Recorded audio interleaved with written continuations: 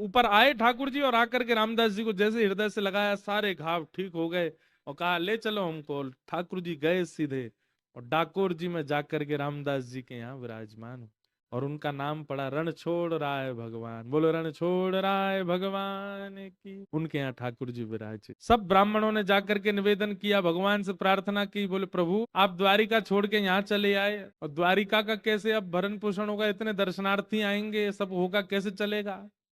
तो सबसे बड़ी बात, ये सारे ब्राह्मण ये सब आपके द्वारा बसाए हुए हैं द्वारिका में, इन सब का जीवन भरण पोषण सब आपसे चलेगा और आप ही चले गए, अब हम कैसे अपने खाएं पिए क्या करें, हमारा जीवन यापन कैसे होगा। ठाकुर जी बोले बस यही अंतर है, भक्त कभी भी ये नहीं पूछता कि मेरा जीवन यापन कैसे होगा, वो यही पूछता है कि आप कैसे मिलोगे। और आप लोगों को कहीं ना कहीं ये चिंता है कि आप लोगों का भरण पोषण कैसे होगा।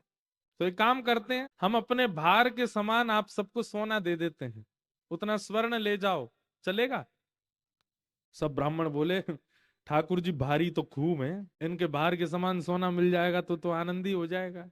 ठाकुर जी बोले वैसे ब्राह्मण देवता सब बोले चलेगा तो नहीं, लेकिन फिर भी अब आपकी इतना प्रेम है रामदास से तो आप तो रह लो यहीं पे, दे दीजिए, इतना सोना ही दे दीजिए हमको, और क्या कर। भगवान बोले लाओ तराजू लाओ। ब्राह्मणों ने सबने तराजू की व्यवस्था करी, बढ़िया। सब एक तरफ ठाकुर जी बैठ गए, ठाकुर जी बैठते ही रामदास, ए रामदास चलो लाओ, दूसरी तरफ सोना रखो, तोलो हमसे और हमारे बराबर का दो सब ब्राह्मणों को। रामदास जी बोले भगवान ये बात नहीं बनेगी, मैंने पहले ही मना किया था, मेरे यहाँ तो खप्पर ही नहीं है, घर में पानी आ जाता है, मेरे यहाँ कोई व्यवस्था नहीं है। आपने ये बात आपको पहले से पता थी, आपने फिर भी देखो अब सबके आगे मेरी नाक कटवा रहे हो आप।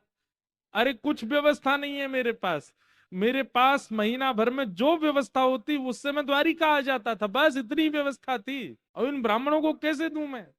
ठाकुर जी बोले तुम्हारी गृहिणी के कान में एक बाली है स्वर्ण की, वो लेके आओ, उससे हमको तोल दो। रामदास जी बोले बाली से तोलना, बोले हाँ उसी से तोलो, अभी हम चमत्कार दिखाते हैं। रामदास जी गए अपनी पत्नी के कान से बाली निकलवा के लिए आए और जैसे ही रखा तराजू में तो वो तो नीचे चली गई, ठाकुर जी ऊपर आ गए, बिल्कुल लटक गए ऊपर ही। सब ब्राह्मणों से बोले लीजिए, हमने तो कही थी बराबर का सोना, ये हमसे ज्यादा है, देखो हम ऊपर चले गए, ले जाओ इसको। और इससे आप इतने हल्के हो गए